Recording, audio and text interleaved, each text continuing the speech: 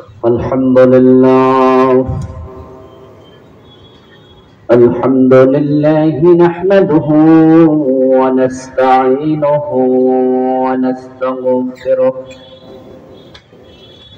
ونعوذ بالله من شرور أنفسنا ومن سيئات أعمالنا من يهد الله فلا مضل له ومن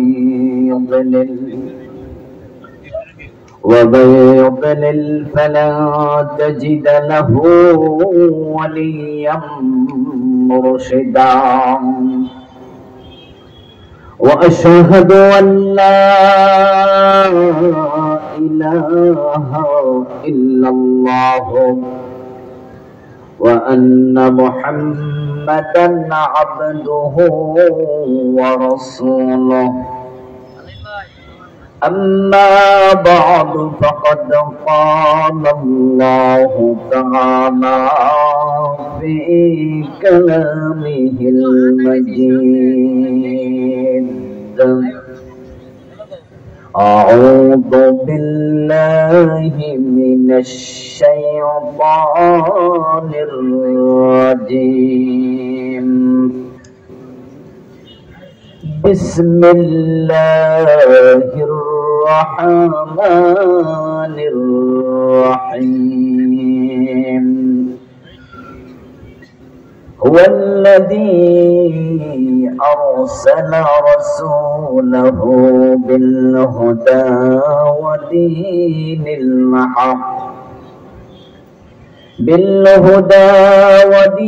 الحق ليظهره على الدين كله ولو كره المشركون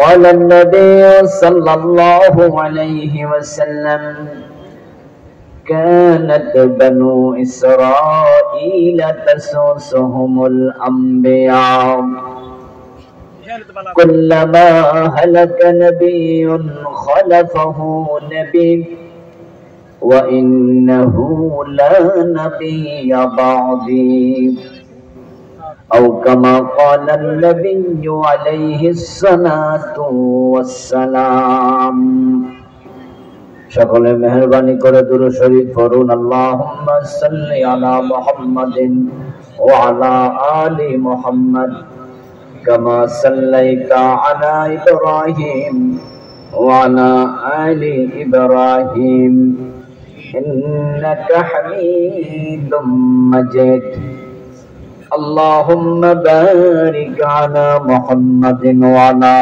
آل محمد كما باركت على إبراهيم وعلى آل إبراهيم إنك حميد مجيد اللهم صل وسلم وبارك عليه মনোহরদী পৌরসভা যুব সমাজের উদ্যোগে আয়োজিত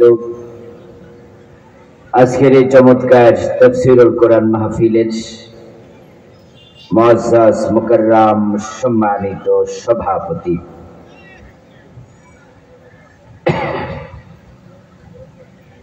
জনাব মুহতারাম জাহাঙ্গীর আলম সাহেব, সাবেক সম্মানিত ভাইস চেয়ারম্যান মনোহরদী উপজেলা পরিষদ, সম্মানিত প্রধান অতিথি গণপ্রজাতন্ত্রী বাংলাদেশ সরকারের সম্মানিত সাবেক সচিব, বিশিষ্ট শিক্ষাবিদ মুহতারাম লুৎফর রহমান সাহেব, মুহতারাম ইঞ্জিনিয়ার তানভীর আহমদ সাহেব সহ অন্যান্য সম্মানিত অতিথিবৃন্দ, আলোচনা উপস্থাপন করেছেন মুহতারাম মাওলানা মনিরুজ্জামান ফিরোজপুরি সাহেব, মাওলানা আশরাফুল ইসলাম সাহেব সহ অন্যান্য সম্মানিত আলোচকবৃন্দ। ইসলামী সঙ্গীত শুনিয়ে আমাদেরকে উজ্জীবিত করেছেন। হাজার হাজার ইসলামী সঙ্গীতের সুরকার, বাংলাদেশের ইসলামী সাংস্কৃতিক অঙ্গনের অন্যতম পুরোধা সুর সম্রাট মশিউর রহমান। উপস্থিত হযরত উলামায়ে কেরাম, ইসলাম প্রিয় তৌহিদি জনতা, পর্দার অন্তরালীর সতী সাধবী, সম্মানিতা মা ও বোনেরা, প্রিয় মনোহর দিবাসী, কেমন আছেন? মাশাআল্লাহ, অনেকদিন পরে দেখা হলো না? আল্লাহর বড় দয়া, বড় করুণা, যিনি দীর্ঘ প্রায় 1.5 যুগ পর উন্মুক্ত ময়দানে, উন্মুক্ত পরিবেশে, নির্দ্বিধায়, নিশ্চিন্তে, নিঃসংকোচে, বিনা বাধায়, কারো অনুমতির ধার না ধরে কোরআনের মাহফিলের আয়োজন করার সুযোগ দিলেন। গত 15 বছর বাংলাদেশে অনুমতি ছাড়া মাহফিলের কোন পরিবেশ ছিল না। একটি নিকৃষ্ট সংস্কৃতি এদেশে চালু হয়েছিল। কোরআনের মাহফিল করতে এমন কিছু লোকের অনুমতি নিতে হবে যে মানুষগুলোর অনেকে 5 ওয়াক্ত নামাজও পড়ে না। মাহফিল কমিটিকে মাহফিলের অনুমতির জন্য দৌড়াতে দৌড়াতে জুতার তলা ক্ষয় করতে হতো। এটা পবিত্র কোরআনের একটি বার্তার বাস্তবায়ন, যেখানে আমাদের প্রিয় রব আল্লাহ বলেছেন, ইন্নাহু লা ইউফলিহুজ জালিমুন, নিশ্চয়ই জালেমরা কখনো সফল হবে না। আমরা দেখেছি 15 বছর, 15.5 বছর যারা জুলুম করেছে তারা চরমভাবে ব্যর্থ হয়েছে। এখন পৃথিবীর কোন জায়গায় দাঁড়িয়ে নিজের পরিচয়, দলের পরিচয় দেওয়ার পরিবেশ আর নেই। আল্লাহ তাদেরকে চরমভাবে লাঞ্ছিত করেছেন। এতটাই তারা লাঞ্ছিত হলো যে 805 বছর আগে রাজা লক্ষণ সেন তার রাজ দরবারের পিছনের রাস্তা দিয়ে পালিয়েছিল। তারপরে 800 বছরে কোন দেশের রাজা পালায়নি, রাষ্ট্রপ্রধান পালায়নি। রাষ্ট্রপ্রধান ফাঁসিতে ঝুলেছে, দেশ ছাড়েনি, জেল খেটেছে, দেশ ছাড়েনি। কারণ পালিয়ে যাওয়ার চেয়ে মৃত্যুবরণ করা উত্তম। 805 বছর পরে পতিত স্বৈরাচারের প্রধানমন্ত্রী সহ 300 এমপি একসাথে পালিয়েছে। আল্লাহ তাদেরকে লাঞ্ছিত করার কারণ তারা আল্লাহর কোরআনের বিরুদ্ধে অবস্থান নিয়েছিল। যে আল্লাহ তাআলা আমাদেরকে জালেমদের চরম যাতাকল থেকে হেফাজত করে তার কোরআনের কথা তার জমিনে বলার সুযোগ করে দিলেন, যিনি আমাদেরকে আজকের বিশাল মাহফিলে উপস্থিত হওয়ার তৌফিক দিলেন। আরেকটি ছোট্ট খবর আছে যেটা আমি জেনে আশ্চর্য হলাম। আজকে আমরা এমন একটি মাঠে মাহফিল করছি, বিগত 50 বছর ধরে এখানে কোনো মাহফিল হয়েছে এমন কোন তথ্য নাকি কারো জানা নাই। এই মাঠে নাকি কোরআনের মাহফিল হতো না, বলে কি ইন্না লিল্লাহ। কিন্তু এখানে বৈশাখী মেলা হতো, এখানে বিভিন্ন গায়ক গায়িকাদের, নায়ক নায়িকাদের কনসার্ট হতো। আল্লাহ সেই জায়গাকে পরিবর্তন করে কোরআনের ময়দানে পরিণত করেছেন। এজন্য আল্লাহর প্রতি কৃতজ্ঞতা জ্ঞাপন করা দরকার আছে না নাই?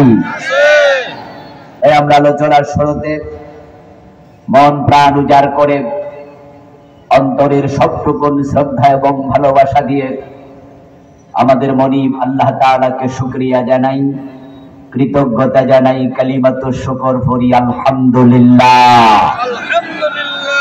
রব্বানা লাকাল হামদ, রব্বানা lakal hamd hamdan katsira katsira tayyiba mubarakan fi mubarakan fi ya rabbi ya rabbi lakal hamdu kama yanbaghi li jalali wajhi wa 'azimi sultani ya rabbi lakal hamdu kama athnaita ala nafsik।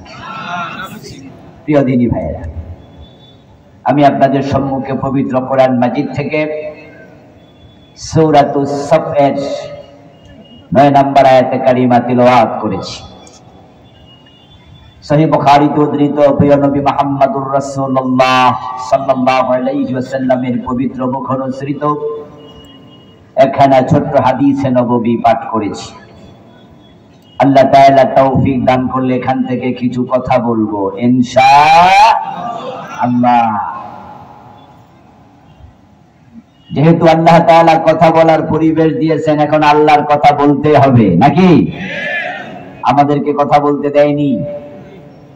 এখানে বাস স্ট্যান্ডের পাশেই আমার মাহফিল ছিল সম্ভবত 2009-এ, primary school মাঠে petrol পাম্পের সাথেই আয়োজন সম্পন্ন হয়েছিল। আমি এসেছিলাম, কিন্তু আমাকে উঠতে দেয়নি। যারা আমাদেরকে বিভিন্ন এলাকা থেকে দূরে সরাইছে, আল্লাহর ধরা দেখেন, আল্লাহ ওদেরকে দেশ থেকে সরাইয়া দিছে। প্রমাণ হয়েছে আল্লাহ ছাড় দেন, ছেড়ে দেন না। এখান থেকে আমাদেরও শিক্ষা নিতে হবে, আমরা কখনো তাদের মতো জালেম হব না ইনশাআল্লাহ। সূরাতুস সাফের 9 নম্বর আয়াতে কারিমাতে আল্লাহ তাআলা প্রিয় নবী মুহাম্মদুর রাসূলুল্লাহ সাল্লাল্লাহু আলাইহি ওয়াসাল্লামকে পৃথিবীতে কেন পাঠিয়েছেন সে প্রসঙ্গে কথা বলেছেন। রাসূলুল্লাহ পৃথিবীতে কেন এসেছেন এটা আমাদের জানা দরকার আছে কিনা? কারণ রাসূলকে মানতে হবে, আর মানতে হলে জানতে হয়। জানা আগে না মানা আগে? আগে জানা ফরজ, তারপরে মানা ফরজ। তাই তো আল্লাহ তাআলা পবিত্র কোরআনে যত বিধান নাজিল করেছেন তার মাঝে 1 নাম্বার ছিল ইকরা। ইকরা শব্দের অর্থ কি? পড়ো। কারণ জানার সাথে পড়ার সম্পর্ক আছে না নাই? জানতে হলে পড়তে হবে। আগে পড়ো, আগে জানো, তারপরে মানো। তো প্রিয় নবী দুনিয়ায় কেন এসেছেন এটা আমাদের জানতেই হবে। উনার জীবনের লক্ষ্য কি ছিল? উনার জীবনের লক্ষ্যের সাথে আমাদের জীবনের লক্ষ্য মিলাতেই হবে। রাসূলুল্লাহ সাল্লাল্লাহু আলাইহি ওয়াসাল্লামের জীবনের লক্ষ্যের সাথে, উনার কর্মের সাথে, উনার কথার সাথে আমাদের জীবনের লক্ষ্য, কথা, কর্ম সব কিছু মিলাতেই হবে। কারণ প্রিয় নবীকে অনুসরণ না করলে জান্নাত পাওয়ার সুযোগ নাই। আপনারা আমার জান্নাত পাওয়া রাসূলুল্লাহর অনুসরণের সাথে সম্পৃক্ত। এজন্য আপনার যত কাজ, আপনার যত কথা, আমার যত কাজ এবং কথা আল্লাহ কবুল করার আগে এটা রাসূলের সাথে মিলাবেন। মিললে কবুল হবে, না মিললে কবুল করা হবে না। প্রিয় নবী সাল্লাল্লাহু আলাইহি ওয়াসাল্লামকে আমাদের সামনে আল্লাহ মডেল বানালেন। তিনি বললেন, লাকাদ কানা লাকুম ফি রাসূলিল্লাহি উসওয়াতুন হাসানাহ। ও দুনিয়ার মানুষ, তোমাদের জন্য আমার রাসূল মুহাম্মাদের জীবনে রয়েছে সর্বোত্তম আদর্শ। তিনি আমাদের উসওয়া, তিনি কুদওয়া, তিনি নামুজাজ, তিনি আইডল, তিনি একমাত্র লিডার, তিনি একমাত্র আদর্শ। জীবনের বটম থেকে টপ পর্যন্ত, চুল কাটা, নখ কাটা থেকে রাষ্ট্র পরিচালনা পর্যন্ত, এভরি হায়ার, এভরি মোমেন্ট একজন উম্মত তার নবীকে অনুসরণ করে জীবন সাজাতে হবে। রাসূলুল্লাহ সাল্লাল্লাহু আলাইহি ওয়াসাল্লামকে অনুসরণ করলে আল্লাহ আপনাকে জান্নাত দিয়ে দেবেন। আজকের এই মাহফিলে আমরা যারা এসেছি, আল্লাহর জান্নাত পাওয়ার মনের বাসনা সবার আছে না নাই? জান্নাত পেতেই হবে, কারণ জান্নাত যে পাবে না তার মতো হতভাগা, তার মতো দুর্ভাগা আর কেউ নাই। কারণ জান্নাতে যারা যাবে না তারা যাবে জাহান্নামে, আর জাহান্নামে 1 সেকেন্ড থাকার মতো সামর্থ্য আমাদের নেই। ইন্না আযাবাহা কানা গারামা। জাহান্নামের আযাব বড় কঠিন, বড় মন্তুদ, বড় কষ্টকর। সেখানে এক মুহূর্ত থাকার সুযোগ, সামর্থ্য, সাধ্য নাই। এই জন্য আল্লাহ তাআলা আমাদেরকে জান্নাতের দিকে দৌড়াতে বলেছেন, হাঁটতে বলেন নাই। আল্লাহর জান্নাতের দিকে দৌড়াতে বলেছেন তিনি কোরআনের একাধিক জায়গায়। সারিউ ইলা মাগফিরাতিন মির রাব্বিকুম ওয়া জান্নাত আরদুহাস সামাওয়াতু ওয়াল আরদ। ও দুনিয়ার মানুষ, তোমাদের রবের ক্ষমা এবং জান্নাতের দিকে তোমরা দৌড়াও, যে জান্নাতের প্রশস্ততা জমিন থেকে আকাশ পর্যন্ত উঁচু। ওই জান্নাতের দিকে দৌড়াও।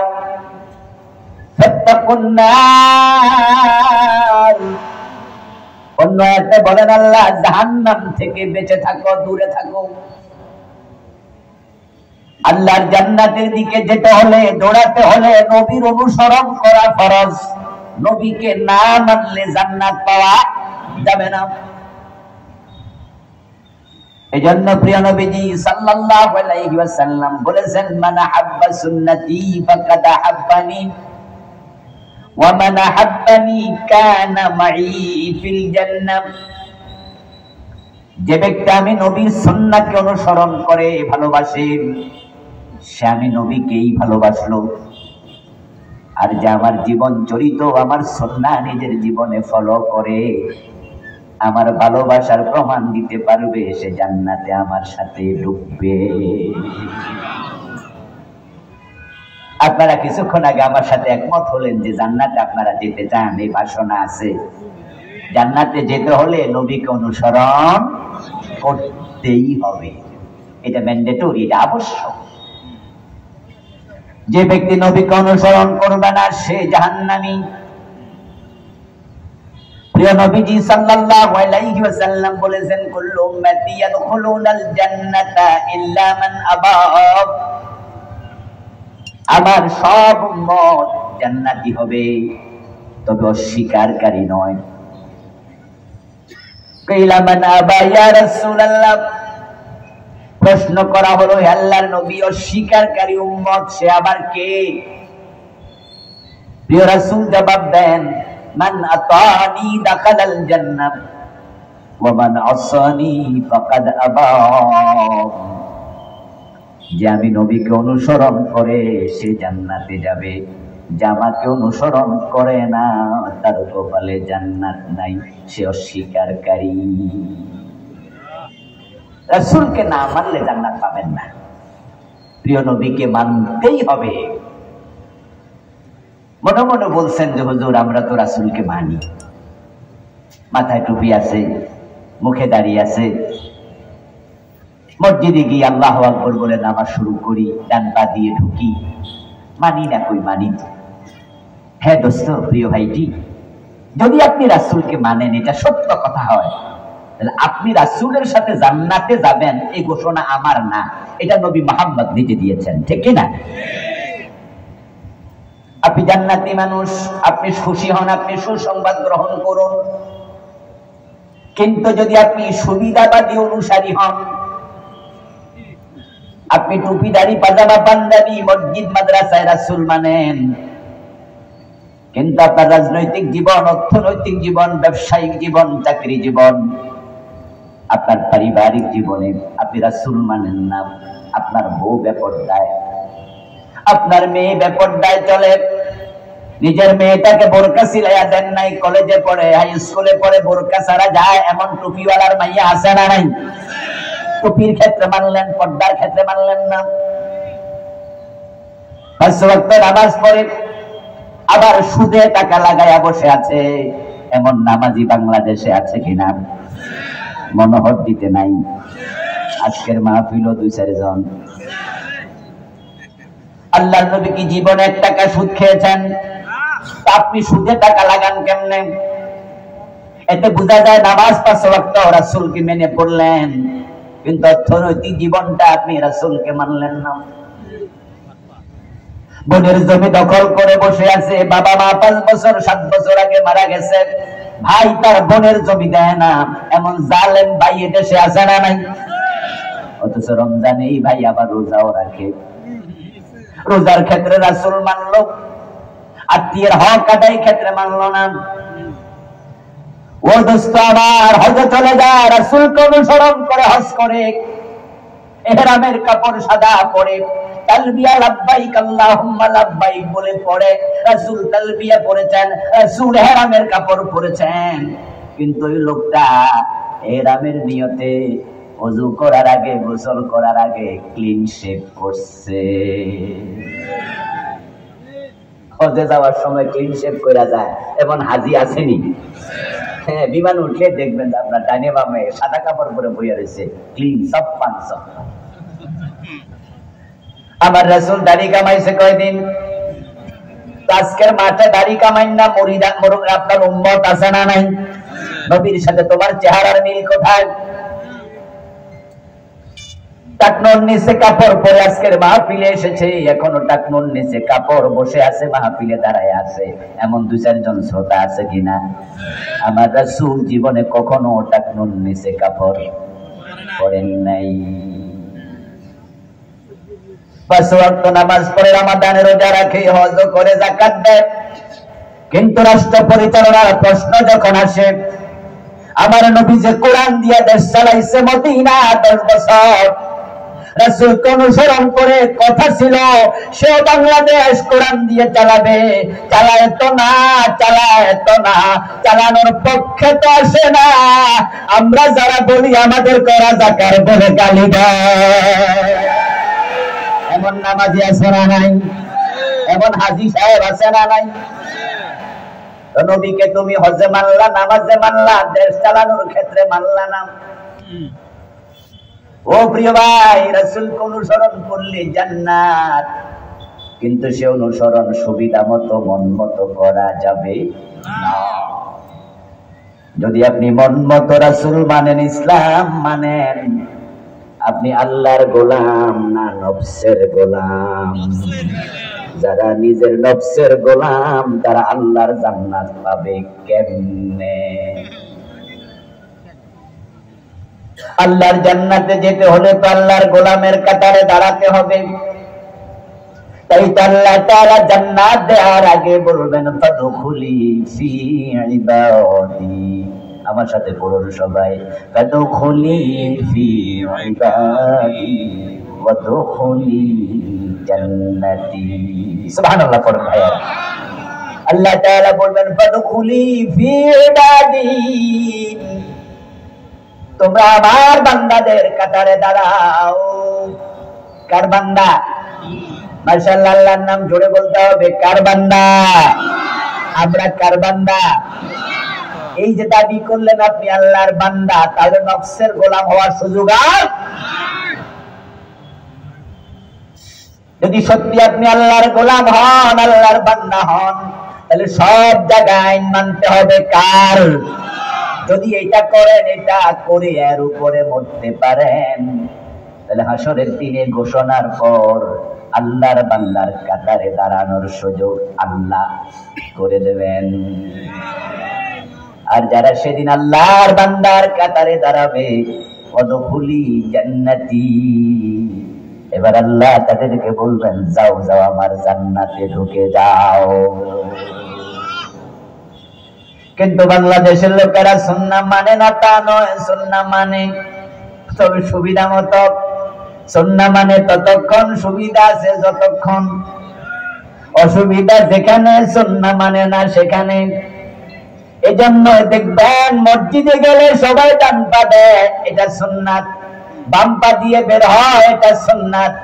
আল্লাহু আকবার বলে নামাজ শুরু করে, এটা সুন্নাত। সালাম ফিরিয়ে নামাজ শেষ করে, এটাও সুন্নাহ। রাসূলের চিন্তা চেতনা কর্মকে সুন্নাহ বলে। কিন্তু আবার মসজিদ থেকে বের হইয়া যখন আদালতের চেয়ারে বসে কোন হাকিম, বাংলাদেশে নামাজি হাকিম ও রাসূলের আইনে, আল্লাহর আইনে আদালতের বিচার করে না। তো মসজিদে সুন্নাহ মানে আদালতে সুন্নাহ মানে না। মসজিদে গেলে রাসূলের সুন্নাহ সবাই মানে, কিন্তু চা দোকানে বসে, মুদি দোকানে বসে, নিজের ব্যবসায়ী গেলে আর সুন্নাহ মানে না। 5 ওয়াক্ত নামাজি অফিসে বসে ঘোষ না দিলে পাইলে সিগনেচার করে না, এমন নামাজি ঘোষখোর অফিসার আছে না নাই? তো সুন্নাহ মসজিদে মানলা, অফিসে কই? এই দেশের লোকেরা নবী মুহাম্মদুর রাসূলুল্লাহ সাল্লাল্লাহু আলাইহি ওয়াসাল্লামের জীবনের লক্ষ্যটার সাথে লক্ষ্য মিলায় নাই নিজের জীবনের। ওরা রাসূলের জীবনের লক্ষ্য কি এটা জানেই না অনেকে। এজন্যই নামাজ আছে, রোজা আছে, হজ আছে, যাকাত আছে এই দেশে, কিন্তু এই দেশে ইসলাম নাই। ইসলাম পাওয়া যায় না অফিসে, আদালতে, হাইকোর্টে, সুপ্রিম কোর্টে। গণভবনে ইসলাম নাই, বঙ্গভবনে ইসলাম নাই, আদালতে ইসলাম নাই, রাজনীতিতে নাই, সমাজনীতিতে নাই, অর্থনীতিতে নাই। কোন অফিস ইসলাম দিয়ে চলে না, ডিসি অফিস চলে না, থানা চলে না, জজ কোর্ট, হাইকোর্ট, সুপ্রিম কোর্ট চলে না। কোথাও ইসলাম পাওয়া যায় না, কারণ রাসূলের জীবনের লক্ষ্য তারা বোঝে না। যদি রাসূলের জীবনের লক্ষ্য বুঝতো, 53 বছর আগে কোরআন সংবিধান হয়ে যেত।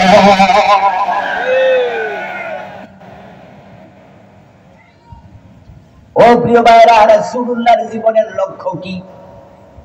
এই হলো সূরা সফের 9 নম্বর আয়াতের প্রতিপাদ্য আলোচ্য বিষয়। রাসূল হলো আমাদের জন্য ট্রেন গাড়ির ইঞ্জিনের মতো, আমরা উম্মতেরা হলাম ওনার পিছনে ট্রেন গাড়ির ডাব্বার মতো, বগির মতো। ইঞ্জিন থাকে সামনে, বগি থাকে পিছনে। এবার বলুন তো, ইঞ্জিনের সাথে বগির সংযোগ দরকার আছে কিনা? দেখছেন ট্রেন গাড়ি? দেখছেন তো ট্রেন গাড়ি দেখবেন ইঞ্জিনের সাথে শক্ত লোহার একটা আংটা দিয়া বগিটাকে আটকায়া দেয় ভালো করে, যেন ছুটতে না পারে। যদি বগির সাথে ইঞ্জিনের সম্পর্কটা ছুটে যায়, তাহলে ইঞ্জিন চলে যাবে, বগি গন্তব্যে যেতে পারবে না। রাসূলুল্লাহ সাল্লাল্লাহু আলাইহি ওয়াসাল্লামের জীবনের সাথে আমাদের জীবন মিলাতে হবে। উনি যেদিকে যান আমরা সেদিকে যাব, উনি যা বলেন আমরা তাই বলবো, উনি যা করেন আমরা তাই করব। উনি বলতেছে আমার মেয়ে ফাতেমা যদি চুরি করে আমি ফাতেমার হাতটা কেটেই দেব। এই হলো নবীর বক্তব্য। অথচ 53 বছরের বাংলাদেশে 92% মুসলমানের দাবিদার একটা বারের জন্য আমার নবীর এই কথাটা আমল করে নেই। আচ্ছা, আমার মেয়ে ফাতেমা চুরি করলে আমি তার হাত কেটে দেব, এই ওয়াজটা কি আপনারা আজকে শুনলেন না আগে শুনছেন? এই ওয়াজটা হাদিসে আছে কিনা? আমার রাসূল কত শক্ত কথা বললেন। হাদিসে পাওয়া যায় একজন মহিলা চোর ধরা পড়ল, আল্লাহর হাবিব বললেন হাত কেটে দাও। চোর ধরে হাত কেটে দিতে হবে এমন অর্ডার আল্লাহর কোরআনে আছে না নাই? এই জন্য রাসূল বলছেন কোরআনের অর্ডারের আলোকে হাতটা কেটে দাও। কিন্তু সাহাবায়ে কেরামের মাঝে নিয়ে কানাঘুষা শুরু হলো। কেউ কেউ বললেন মেয়েটা অবিবাহিতা, যদি তার হাতটা কেটে দেওয়া হয় তাহলে মেয়েটার আর বিয়ে হওয়ার সম্ভাবনা নেই। এমন খুদ পড়বে যে কোনো বেড়ায় বিয়ে করতে গেলে বলবে যে না না আমি চোর বিয়ে করবো না। আর সে যে চোর, এটা কেউ কোয়া লাগবে না, তো হাত দেখলেই তো বুঝবে। এবং সে ছিল সম্ভ্রান্ত বংশের নারী। তাই সাহাবায়ে কেরাম বললেন যে তার হাত কেটে দিলে তার বংশের অপমান হবে, তাদের মুখের মাঝে চুনকালি লাগবে। রাসূলের নিকট বলো তিনি যেন অন্য কোন শাস্তি দেয়া যায় কিনা একটু বিবেচনা করেন। এখন এই প্রস্তাব নিয়ে কে যাবে, এই সাহস তো নাই। আবু বকর, ওমর, ওসমান, আলী, তালহা, জুবায়ের বলে সম্ভব না। কে যাবে এই প্রস্তাব নিয়ে? তখন হযরত যায়েদ বিন হারেসা রাদিয়াল্লাহু তাআলা আনহু, রাসূলের পালক পুত্র, উনার একটা ছেলে ছিল, তার নাম উসামা বিন যায়েদ। রাসূলুল্লাহ তাকে বড্ড আদর করতেন। তারা বলল উসামাকে বলো, রাসূল তাকে বড়ই ভালোবাসে। সে বললে রাসূল হয়তো রাগ করবেন না। উসামা বিন যায়েদ ছোট মানুষ, প্রিয় নবীজির কাছে গিয়ে বলে দিলেন, দাদা এই মহিলাটাকে হাত না কেটে অন্য কোন শাস্তি দেয়া যায় কিনা একটু ভাববেন কি? হাদিসে পাওয়া যায় ফাতালাব্বানা ওয়াজহু রাসূলিল্লাহি সাল্লাল্লাহু আলাইহি ওয়াসাল্লাম ফাকামা খাতিবান ফাকাল লাw anna ফাতিমাতা বিনত মুহাম্মাদিন সারাকাত ইন্না মুহাম্মাদান লা ইয়াকতাউ ইয়াদাহা।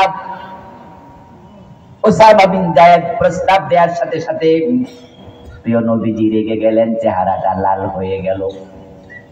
তিনি দাঁড়িয়ে গেলেন, সাহাবাদেরকে ডাকলেন, সংক্ষেপে একটা খুতবা দিলেন, ভাষণ দিলেন। ওই ভাষণের মাঝে রাসূলুল্লাহ বলতেছেন, তোমরা এই মেয়েটাকে ছেড়ে দেওয়ার জন্য, ভিন্ন শাস্তি দেওয়ার জন্য সুপারিশ করছো। শুনে রাখো, যদি মুহাম্মাদের মেয়ে ফাতেমা চুরি করে আমি তাকে রেহাই দেব না, তার হাতও কেটেই দেব। ও দোস্ত, রাসূল বলে আমার মেয়েকে ছাড় দেব না। আর 53 বছরের বাংলাদেশে একদিন চোরের হাত কাটা হয় নাই। আপনারা আলেম ওলামা, পীর বুজুর্গ ঘুমান কেমনে? এই কারণে তো আপনাদের ঘুম হারাম হয়ে যাওয়ার কথা। আমার রাসূলের অর্ডার আমরা কেন মানছি না? হাশরের ময়দানে রাসূলের সাথে দেখা হলে কি জবাব দেবেন তিনি যদি প্রশ্ন করেন? আমার রেখে আসা ইসলাম তোমাদের কাছে আমানত ছিল, তোমরা আলেমেরা নিজেদেরকে নবীর ওয়ারিস দাবি করতা, অথচ আমার বিধান, আমার আল্লাহর বিধান সেখানে সমাজে প্রতিষ্ঠিত ছিল না। তোমার ভূমিকা কি ছিল? জবাব দাও। যারা দিন প্রতিষ্ঠার জন্য কাজ করে নাই, সেদিন জবাব দেওয়ার কোন সুযোগ থাকবে না। আল্লাহ নবীকে অনুসরণ করো, অনুসরণ। এবার বলুন তো, রাসূলকে অনুসরণ করে পুরা জীবন চালায় এমন লোকের সংখ্যা সমাজে বেশি না কম? কত কম? একবারে কম। কিছু মানে না। এই যে দিকটা ইসলাম লইয়া চলছে, এ নিয়ে তার মনে কোনো টেনশনও নাই, বরং মনে মনে ভাবে বেহেশত আল্লাহ আমারে না দিয়া কারে দিব? কারণ আমি সুদ খাইলে খাইছি, কিন্তু নামাজ তো ছাড়ি না। আর আমার পাশের বাড়ির জব্বর মিয়া সুদও খায়, নামাজও পড়ে না, তো বেহেশত আল্লাহ হেরে নি দিব, আমার এনার দিব। আরে গোশ খাইলে খাই, কিন্তু মসজিদে চাঁদা সবচেয়ে বেশি কেডা দেয়? আমি তো দিই।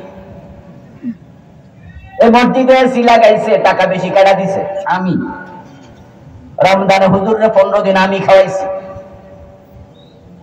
এই জন্য দেখবেন সিনেমা হলের মালিক আবার মসজিদের সভাপতি, এমনও আছে না নাই? অর্ধেক ইসলাম মেনে ভাবে আল্লাহ বেহেশত আমারে না দিয়া কারে দেবে? ও দোস্ত শোনো, আল্লাহ তোমাকে জান্নাত দিতে বাধ্য নন। প্রিয় নবী যে জন্য বলছেন আমার উম্মত সব জান্নাতি হবে না, বরং আমার উম্মত হবে 73 দল, জান্নাতি হবে মাত্র 1 দল। উম্মত কয় দল? চুপ করা থাকা যাবে না, দয়া করে কথা বলুন। উম্মত কয় দল? উম্মতের দল আছে না নাই? উম্মত ৭৩ দল, জান্নাতি হবে একদল। এখন যে হুজুররা কয় আমি কোনো দল করি না, এমন কিছু সুবিধাবাদী হুজুর আসেনি? পিসা হুজুর কোন দল করে না, কয় না না আমাদের হুজুর দলের ধারে কাছে অনেক। মসজিদের খতিব দল করে না, ইমাম দল করে না, প্রিন্সিপাল দল করে না, হুজুর মুহাদ্দিস দল করে না, বরং বুক ফুলায় পরিচয় দেয় আমি কোন দল করি না। এখন রাসূলের উম্মত ৭৩ দল, আপনার কোন দল নাই, আপনি উম্মতের ভিতরে না বাহিরে? কি মুসিবতের কথা কইলেন, হিসাব করে দেখছেন?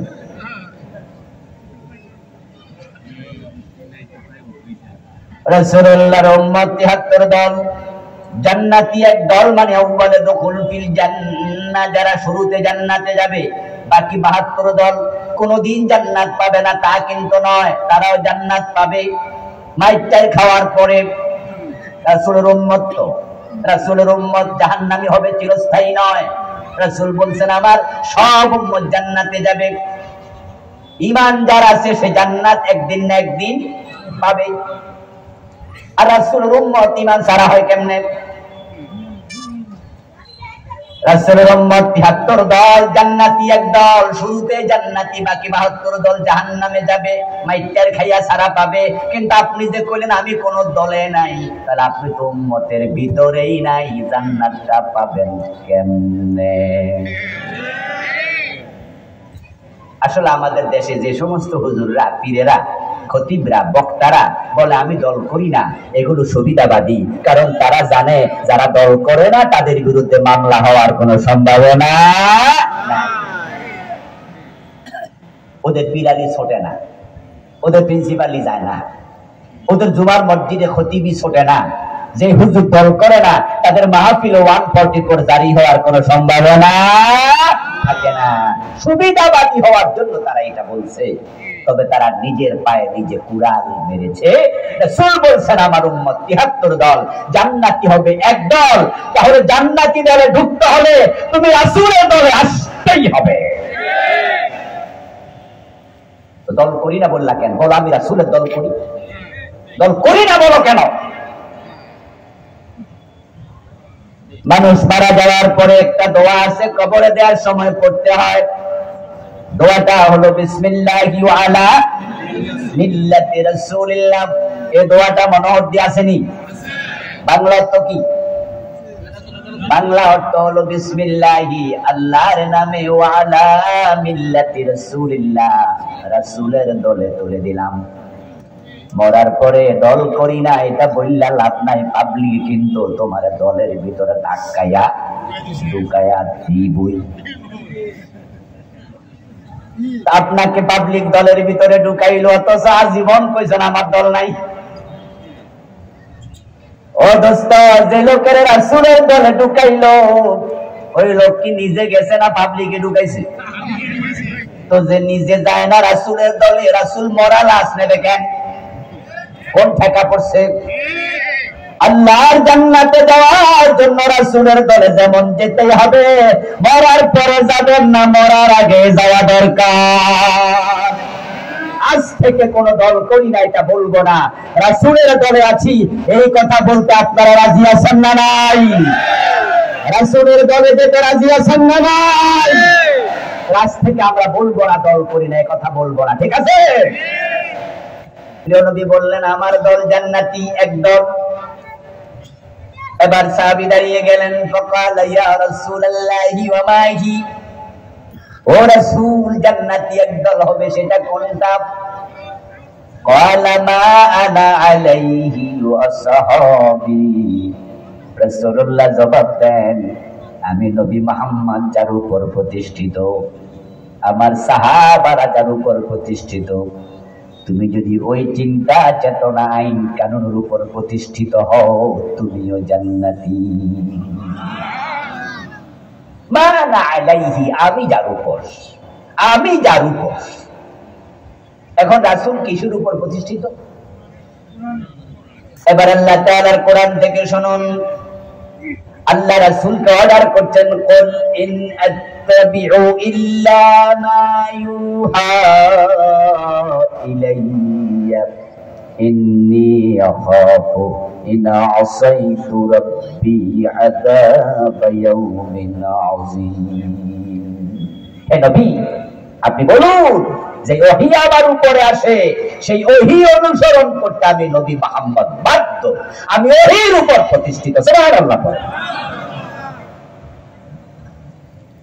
যদি ওহীর বাহিরে আমি নবী মুহাম্মদ চলি, ইন্নী আখাফু ইন আসাইতু রাব্বি, আমি আমার রবের কথার বাহিরে যদি চলি, তাহলে কঠিন আযাবের দিনের ভয় আমিও করি।